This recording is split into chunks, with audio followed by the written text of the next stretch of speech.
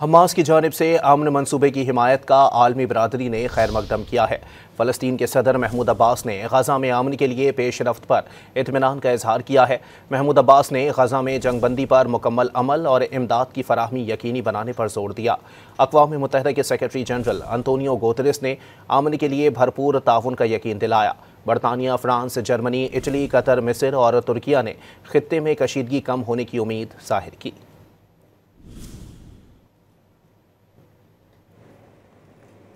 Hamas की जानिब से अमन मनसूबे की हिमायत का आलमी बरादरी ने खैर मकदम किया है।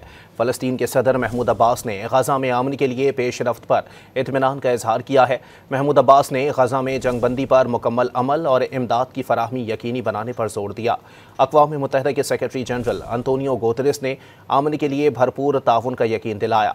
बरतानिया, फ्रांस, जर्मनी, इटली, कतर, मिस्र और तुर्किया ने खित्ते में कशीदगी कम होने की उम्मीद जाहिर की।